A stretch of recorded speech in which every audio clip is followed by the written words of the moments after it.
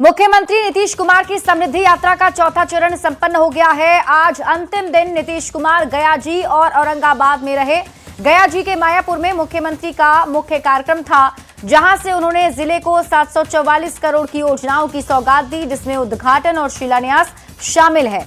गया जी के बाद मुख्यमंत्री नीतीश कुमार औरंगाबाद भी पहुंचे, जहां उन्होंने 678 करोड़ की विकास योजनाओं की सौगात दी। सीएम ने औरंगाबाद में 123 करोड़ की 142 योजनाओं का उद्घाटन और 555 करोड़ की 120 योजना का शिलान्यास किया।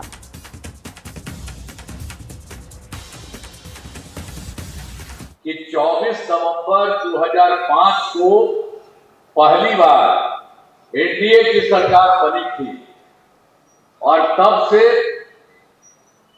राज्य में कानून का राज है और हम सब लोग लगातार विकास के काम में लगे हुए हैं।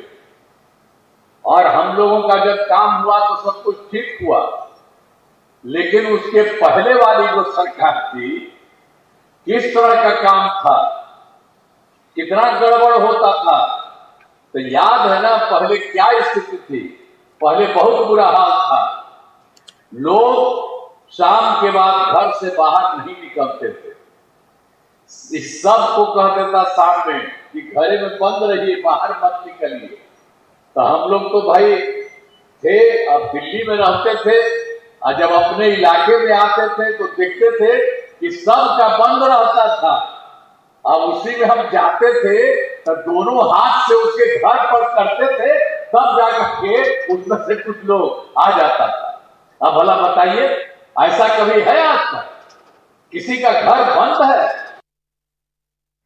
गया जी में मुख्यमंत्री नीतीश कुमार की समृद्धि यात्रा के मंच से विजय चौधरी और केंद्रीय मंत्री जीतन राम मांझी ने बड़ी बातें कही।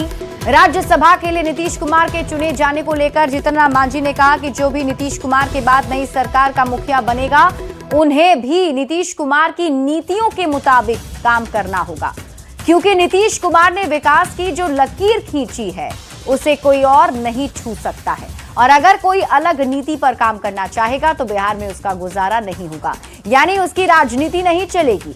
वहीं विजय चौधरी ने कहा कि अगली सरकार नीतीश कुमार के मार्गदर्शन और नेतृत्व में ही चलेगी। आइए आज हम सब मिलकर संकल्प करें कि आने वाले समय में भी इनके नेतृत्व में ताकत देकर आने वाली जो भी एनडीए सरकार बनेगी उसको भी इसी तरीके से आप मजबूती प्रदान करेंगे। गया जी के लोग समृद्ध होंगे, बिहार समृद्ध बनेगा। कि ई कार्यक्रम आगे बढ़ते यही ला ई समृद्धि यात्रा करे थी और लोग के बतावे थी कि ऐसे काम करा। और दूसर बात है कि अगर हमार मुख्यमंत्री जी के बाहर जाए के मौका भी मिलते जैतथिन भी, तो कोई भी यहाँ आदमी अतै नीतीश कुमार के चरण चिन्ह पर चलते, न चलती तो गुजारा न होते। ये हम कहल चाहिए। ये वजह से नीतीश कुमार जी समृद्धि यात्रा करके बड़ा काम करे थे। बड़ी खबर आपको भागलपुर से दिखाते हैं, जहां पूर्वी बिहार को कोसी सीमांचल और अंग प्रदेश को जोड़ने वाला विक्रमशिला सेतु इस वक्त एक बड़ी सुरक्षा चुनौती से जूझ रहा है। पुल के अस्तित्व पर ही खतरा मंडराने लगा है, क्योंकि गंगा की तेज लहरों के बीच खड़े पिलरों की सुरक्षा कवच प्रोटेक्शन वॉल 17, 18 और 19 क्षतिग्रस्त हो गई है। पुल के 3 पिलरों के प्रोटेक्शन वॉल बुरी तरह टूट चुके हैं। एक पिलर का सुरक्षा घेरा पूरी तरह गायब है, जबकि दूसरे का हवा में लटक रहा है। प्रोटेक्शन वॉल करीब 1000 किलोग्राम वजनी है और इनका काम होता है तेज बहाव, आंधी और नाव की टक्कर से पिलर को बचा कर रखना। इनके टूटने से पिलर में दरार आने और मिट्टी खिसकने का गंभीर खतरा हो गया है। साल 2001 में बने इस पुल का 2017 में 16 करोड़ की लागत से जीर्णोद्धार हुआ था, लेकिन महज 9 साल के भीतर ही पुल के एक्सटेंशन जॉइंट्स ने जवाब दे दिया है। वहीं डीएम ने कहा कि टीम को भेजा जा रहा है, जांच कर जल्द कार्रवाई की जाएगी। वहीं इस मसले पर कांग्रेस के पूर्व विधायक ने सरकार पर जमकर निशाना साधा। मौके का जायजा लिया है न्यूज 18 संवाददाता आशीष रंजन ने। मामला संज्ञान में लाया गया है। मैं जो उसके कार्यपालक अभियंता है उनको मैं तुरंत बोलता हूं कि जाकर के इंक्वायर करेंगे और जो भी इंक्वायरी के उपरांत उन्हें लगेगा कि उस आगे अग्रतर कार्रवाई किए जाने की आवश्यकता है तो डिपार्टमेंट से कंसल्ट करके तुरंत ही एक्सपर्ट टीम को भी बुला करके उसको दिखाएंगे और फर्दर जो एक्सपर्ट टीम का निर्णय होता है इसके आधार पर हम लोग आवागमन को या जो फर्दर सुझाव होगा उस पर कार्रवाई करेंगे। देखिए, ये विक्रमशिला सेतु पुल बहुत ही इम्पोर्टेंट है, ये दोनों को जोड़ता है। ये बहुत ही भागलपुर जिला और उस पार के जितने भी जिला आते हैं सब लोग बहुत ही खुश थे। लेकिन जो हालत है, अब 2 साल से एक्सपेंशन जो है बढ़ते जा रहा है, खतरे बढ़ रहे हैं, उसको कोई बिहार सरकार का नजर नहीं है। हम लोगों ने पहले भी पत्र लिखा है और अब तो जो पिलर है पुल का, वो प्रोटेक्शन वाल जो है वो डैमेज हो रहा है। वो डैमेज होने से बहुत पुल पर खतरा है, जो लाखों की जान जा सकती है। इस पर कोई बिहार सरकार का ध्यान नहीं है। और आपको बता दें, अभी समृद्धि यात्रा में माननीय मुख्यमंत्री जी आए, डिप्टी सीएम आए भागलपुर में, और वो देखते तक नहीं गए विक्रमशिला सेतु, जो कि दिल है भागलपुर और सहरसा और पूर्णिया सबका दिल है, ये जोड़ता है। कोसी और मिथिलांचल को जोड़ने वाला मुख्य पुल विक्रमशिला पुल पर एक बार फिर से खतरा मंडरा रहा है। आप देख सकते हैं कि हम अभी उसी स्पॉट पर हैं जहां पर जो है 17, 18 और 19 नंबर पाया जो है, इसका स्ट्रक्चर वाल होता है, पाया नहीं स्ट्रक्चर वाल जो होता है वो धंस गया है। और अब जो है पानी का रेट जो है सीधे पाए पर लगेगा। इसे पाए पर कोई असर ना पड़े इसके लिए जो है दिया जाता है, लेकिन अब यह धंस चुका है। तो कहा जा सकता है कि पुल पर एक तरह से खतरा उत्पन्न होने वाला है और अब जो है जिला प्रशासन और पुल निगम के कर्मचारी अधिकारियों को इस पर त्वरित कार्रवाई करने की जरूरत है, जिससे कि पुल को बचाया जा सके। ये जो पिलर है, इसका जो पूरा जो घेराबंदी किया गया था स्ट्रक्चर को, इसको वो पूरी तरीके से गिर चुका है और अभी हम उसी जगह पर हैं। आप देख सकते हैं कि किस प्रकार से ये टूटा है। बाढ़ के समय में या पानी का जब दबाव बढ़ेगा तो इस पिलर पर जो है काफी दबाव बढ़ जाएगा। तो कहा जा सकता है कि एक तरह से खतरा जो है विक्रमशिला सेतु पर जो है मंडराना शुरू हो गया है और 2 पिलर जो है स्ट्रक्चर वाल जो होता है इसका, वो पूरी तरह से ध्वस्त हो चुका है।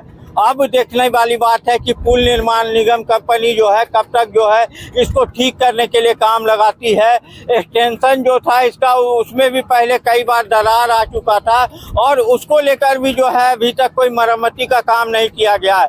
वहीं अब जो है पाया का स्ट्रक्चर जो है 17, 18 और 19 नंबर जो है ये ध्वस्त हो चुका है। अब देखने वाली बात है कि पुल निर्माण निगम और जिला प्रशासन जो है इस पर आगे क्या कार्रवाई करता है, जिससे सुचारू रूप से जो है आवागमन इस पुल से किया जा सके।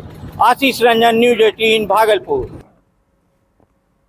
अब ऐसे में कई सवाल हैं जो उठ रहे हैं और न्यूज 18 ये सवाल पूछता है कि प्रोटेक्शन वॉल की समय रहते मरम्मत क्यों नहीं हुई, पहले से ध्यान इस पर क्यों नहीं दिया गया। सवाल ये भी कि 9 साल में ही एक्सपेंशन जॉइंट्स कैसे टूट गए। सवाल ये भी उठ रहे हैं, बड़ा हादसा होने पर जिम्मेदार कौन होगा अगर ऐसी लापरवाही बरती जा रही है। तो सवाल ये भी कि प्रोटेक्शन वॉल को कब तक ठीक किया जाएगा और देखिए सुरक्षा कवच के टूटने को हल्के में क्यों लिया गया, ये बड़ा सवाल है, क्योंकि अभी तो ये हुआ नहीं होगा, इससे पहले से हो रहा होगा, तो आखिर ध्यान क्यों नहीं गया। प्रोटेक्शन वॉल टूटने के बाद टीम आखिर क्यों नहीं भेजी जा रही है, प्रोटेक्शन वॉल की रेगुलर मॉनिटरिंग क्यों नहीं हुई। बढ़ते आगे, खबर आपको दरभंगा से दिखाते हैं, जहां पार्टी कार्यक्रम में भाग लेने पहुंचे बीजेपी के प्रदेश अध्यक्ष संजय सरावगी ने 5 राज्यों में होने वाले चुनाव को लेकर बड़ा दावा किया है। उन्होंने कहा कि सभी राज्यों में बीजेपी और एनडीए का प्रदर्शन पहले से बेहतर होगा और हर जगह उनकी सरकार बनेगी। बंगाल चुनाव को लेकर उन्होंने कहा कि 5 मई को परिणाम आते ही ममता बनर्जी की विदाई तय है। टीएमसी सांसद के बयान पर प्रतिक्रिया देते हुए उन्होंने कहा कि ममता को प्रधानमंत्री बनाने की बात उनकी हार के स्वीकार की पहल है। संजय सरावगी ने कहा कि बंगाल की जनता बदलाव चाहती है और इसका असर चुनाव परिणाम में साफ दिखेगा। भारतीय जनता पार्टी बंगाल में हम पूर्ण बहुमत की सरकार बनाएंगे, असम में हम फिर से अपनी सरकार को पहले से ज्यादा मेजोरिटी से हम फिर से सरकार बनाएंगे। पांडिचेरी में एनडीए का गठबंधन है, वहां एनडीए की सरकार बनेगी। तमिलनाडु में भी एनडीए सरकार बनाएगी और केरला में भी पहले से बहुत अच्छी स्थिति भारतीय जनता पार्टी और एनडीए की रहेगी। खबर पटना से है, जहां मंत्री संजय कुमार सिंह ने सीएम नीतीश कुमार को जेडीयू राष्ट्रीय अध्यक्ष पद के लिए नामांकन भरने पर बधाई दी। उन्होंने मुख्यमंत्री को शुभकामनाएं देते हुए कहा, यह फैसला पूरी तरह सही है। मेरी शुभकामना है कि जिस प्रकार से लंबे अरसे से हमारे बिहार के माननीय मुख्यमंत्री जी ने जिस प्रकार से बिहार वासियों के लिए और बिहार के हित में जिस प्रकार से उन्होंने काम किया है और एक राष्ट्रीय अध्यक्ष के रूप में जिस प्रकार से उन्होंने अपने पार्टी के संगठन का निर्वाह किया है, मेरा मानना है कि बिल्कुल सही निर्णय है और उनके इस निर्णय का हम स्वागत करते हैं। और अब बात करते हैं लॉ एंड ऑर्डर की।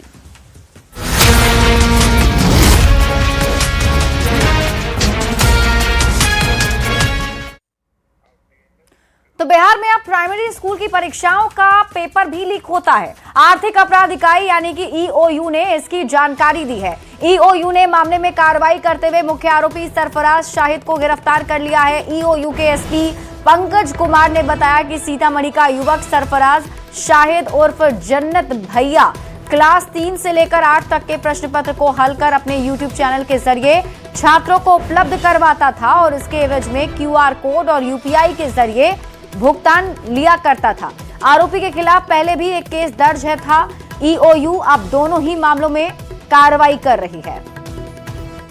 प्रश्न पत्र लीक होने से संबंधित जो कक्षा 3 से लेकर 8 तक के कक्षाओं के बारे में था, उससे संबंधित केस दर्ज हुआ था 4/25। उसमें जो मुख्य अभियुक्त है सरफराज शाहिद उर्फ जन्नत भैया, उसकी गिरफ्तारी हुई है। वो क्या करता था कि वो अपना यूट्यूब चैनल चलाता था पॉइंट ऑफ स्टडी के नाम से, और उसमें मेंबर बनाकर उसको परीक्षा से पहले 3 क्लास से लेकर 8 क्लास के क्वेश्चन को हल करके उस पर डालता था और उसके बदले वह यूपीआई के माध्यम से, क्यूआर कोड के माध्यम से भुगतान पाता था। तो इसकी वो गिरफ्तारी हुई। हालांकि उस पर पूर्व से सीतामढ़ी में एक केस दर्ज होना पाया गया। नवादा से बड़ी खबर मिल रही है। एक साथ 11 साइबर ठग गिरफ्तार किए गए हैं। वारसलीगंज थाना इलाके से गिरफ्तारी हुई है। 14 फोन और ग्राहक डेटा का रजिस्टर बरामद किया गया है। लोन दिलाने के नाम पर ठगी करते थे। 2 गांवों में पुलिस ने छापेमारी की थी और अपराधियों का नेटवर्क खंगालने में अब पुलिस की टीम जुटी हुई है। तो बड़ी खबर आपको बता रहे हैं, एक साथ 11 साइबर ठग गिरफ्तार किए गए हैं।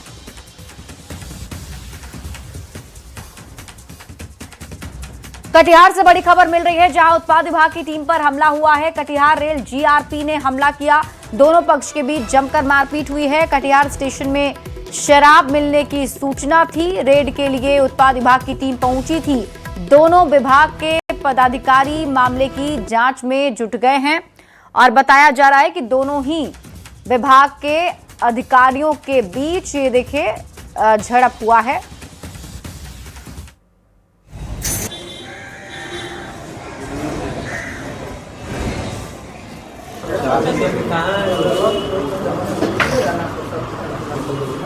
सर, हम जो है करीबन सर को गुप्त सूचना मिली थी कि 2 नंबर प्लेटफार्म में ट्रेन आ रही है और शराब तस्कर जो है वहाँ पे आ रहे हैं शराब लेकर के। अब बीते दिन हम लोग जो कई महीनों से जो है सालों से हम लोग जो आरपीएफ के साथ जो है ज्वाइंट हम लोग जाते हैं रेड में और भारी मात्रा में हम लोग शराब पकड़ते हैं।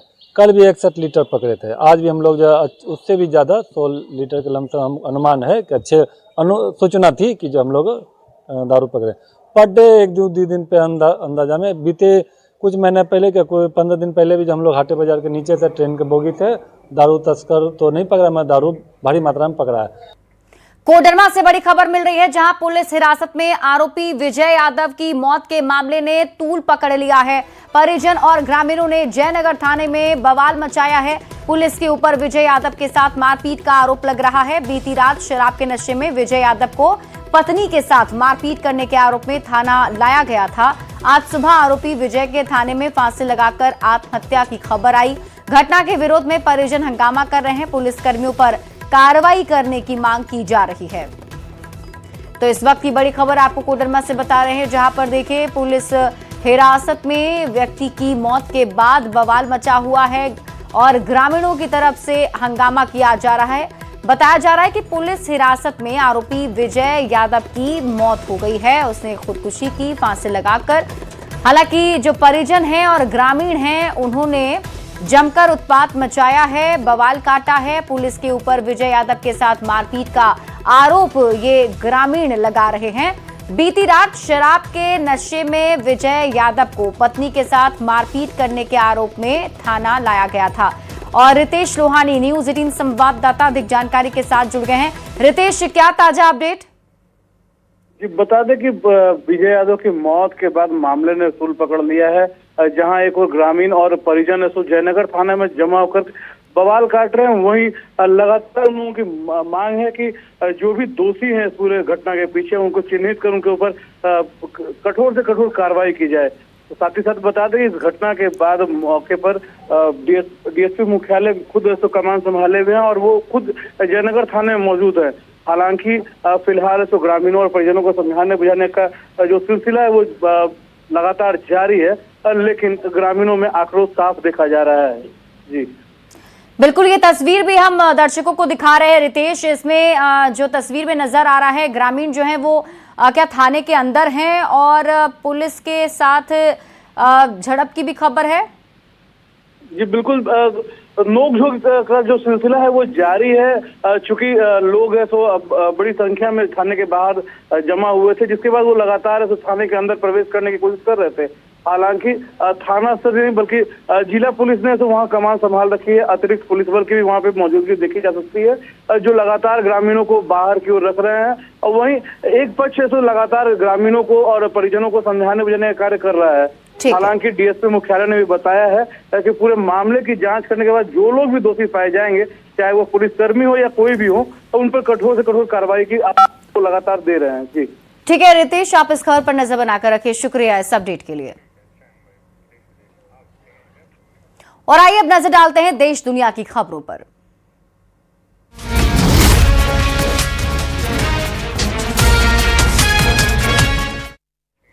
मिडिल ईस्ट में चल रहे संघर्ष और कच्चे तेल की कीमतों में बढ़ोतरी के बीच भारत में प्रीमियम पेट्रोल के दाम में बढ़ोतरी की गई है। प्रीमियम पेट्रोल की कीमत में 2 रुपए से लेकर 2 रुपए 30 पैसे तक का इजाफा किया गया। वहीं नॉर्मल तेल के दाम में कोई बदलाव नहीं किए गए हैं। तेल की बदली हुई कीमत आज से लागू कर दी गई है।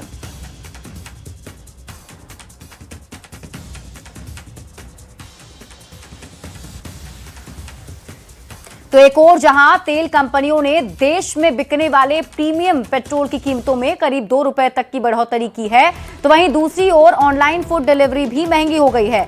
जोमैटो ने हर ऑर्डर पर प्लेटफॉर्म फी में 2 रुपए 40 पैसे बढ़ोतरी कर दी है और इस बढ़ोतरी के बाद जोमैटो की प्लेटफॉर्म फी 12 रुपए 50 पैसे से बढ़कर 14 रुपए 90 पैसे प्रति ऑर्डर हो गई है। मतलब अगर आप जोमैटो से अब ऑर्डर करते हैं तो पहले जो फी आपकी 12 रुपए 50 पैसे लगती थी, अब 14 रुपए 90 पैसे लगेंगे।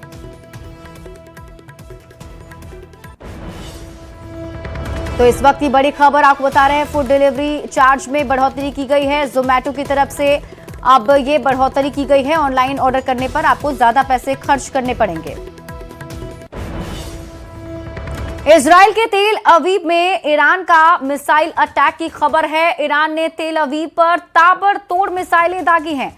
यरूशलेम में भी ईरान का घातक हमला देखने को मिला है और हमले में तेल अवीव और यरूशलेम में तबाही का दावा किया जा रहा है।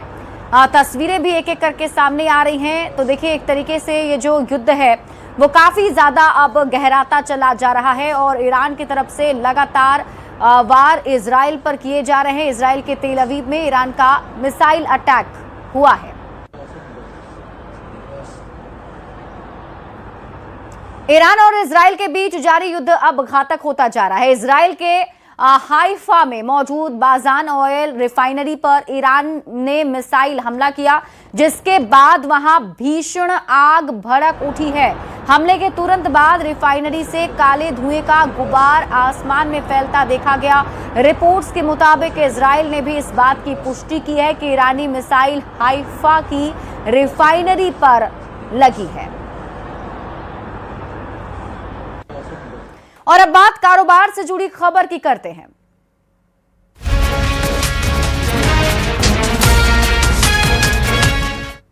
बीस मार्च को भारतीय इक्विटी इंडेक्स बढ़त के साथ बंद हुए हैं। हालांकि बीते सत्र के मुकाबले बाजार मामूली रिकवरी ही कर पाया है। कारोबार के आखिरी दिन सेंसेक्स 325.72 अंक चढ़कर 74,532 पर बंद हुआ, जबकि निफ्टी 112.35 अंक बढ़कर 23,114 पर पहुंचा है।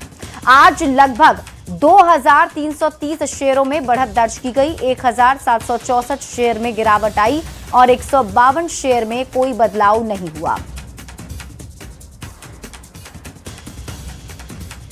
और अब आपको खबरें खेल की दिखाते हैं।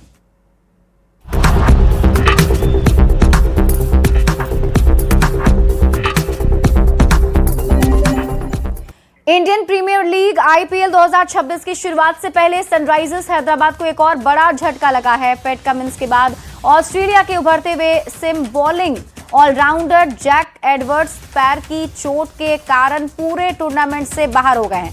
25 साल के जैक एडवर्ड्स को हैदराबाद में पिछले ऑक्शन में 3 करोड़ रुपए में खरीदा था। इस सीजन में एडवर्ड्स अपना आईपीएल डेब्यू करने वाले थे, लेकिन अब उन्हें इसके लिए अगले साल तक का इंतजार करना होगा। वे 2025 के ऑक्शन में खरीदे गए इकलौते अनकैप्ड जिन्होंने इंटरनेशनल मैच ना खेला हो, वैसे विदेशी खिलाड़ी थे। और अब आपको मनोरंजन से जुड़ी खबरें दिखाते हैं।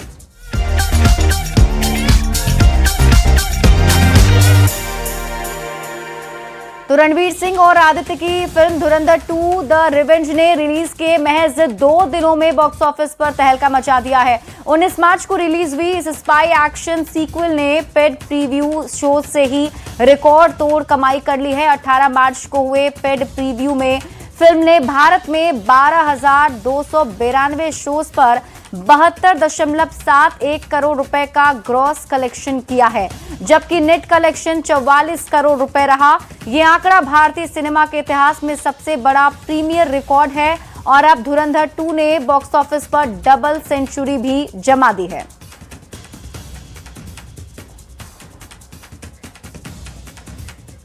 फिल्म अभिनेत्री नोरा फतेही के गाने को लेकर मुस्लिम पर्सनल दारुल इफ्ता ने फतवा जारी किया है। फिल्म केडी द डेविल्स के गाने को लेकर हंगामा मचा हुआ है। गाने में संजय दत्त और नोरा फतेही को एक्टिंग करते हुए दिखाया गया है। हालांकि इस गाने को लेकर केंद्र सरकार ने इस पर रोक लगा दी है। वहीं अब अलीगढ़ में मुस्लिम पर्सनल दारुल इफ्ता के चीफ मुफ्ती मौलाना चौधरी इब्राहिम हुसैन ने फतवा जारी किया है। ना करें। और फिर जिस तरह से नोरा फतेही फिल्म अभिनेत्री वो मुस्लिम समाज से आती हैं और वो मुझे बड़ा अफसोस है कि इस तरह के बिगाड़ में और इस तरह की बेहयाई फैलाने में वो ऐसा किरदार अदा कर रही हैं, तो इसीलिए ये हमने ये फतवा जारी क्या कहा है फतेह ने? इसमें हमने तो तभी उसे आगे उस पर मोहर लगाए, तो हमने यही मांग इसमें रखी।